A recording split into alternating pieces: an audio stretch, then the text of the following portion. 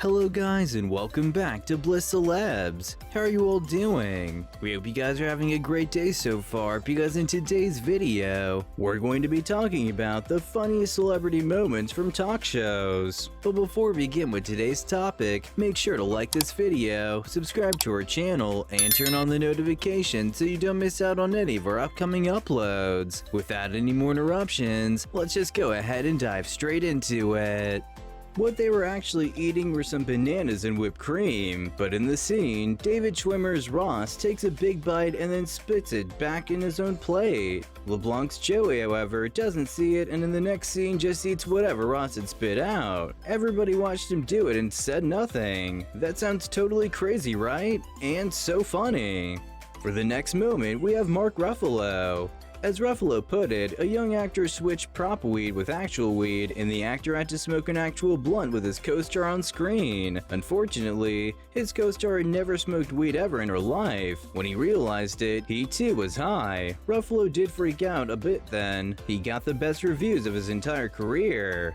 The Red Wedding was an emotional affair for the fans and naturally for the actors involved. Well, one of the scenes where Robb Stark was stabbed had to be repeated, and so Madden was literally covered in fake blood, which wouldn't just wash off. On his way back home, he was on a flight crying because of the traumatic scene he had to be a part of, but he definitely got some very weird looks from the rest of the passengers. We were laughing so hard when we saw it for the first time. Sheeran initially wanted to play on Fox's radio show as a newcomer. After his performance, Fox offered him to stay at his house while he gets better offers. A few days later, he took him to a live show he was doing with some of the best artists in the world in a predominantly black room, or as Fox puts it, true to the music. Sheeran went in with his red hair and a ukulele and got a standing ovation in 12 minutes. Incredible! Kevin Hart and The Rock are always on each other's cases. During this particular incident, The Rock told Graham Norton that he was born in San Francisco, to which Kevin Hart objected and said that he was pretty sure Dwayne gave him a long speech about how his mother held him over a cliff and sang Hakuna Matata. Well, there you go. During what can only be described as the greatest talk show episode of all time, Matt Damon told everyone that his wife was addicted to Downton Abbey and binged them all by herself after promising him that they would watch it together. We were so surprised. Smith has had a long, illustrious career, and yet what most people and kids know her from are the Harry Potter movies. Describing one such encounter, she says that once a kid asked her if she was really a cat, and she heard herself ask him to pull himself together. How could I be a cat? Literally so funny.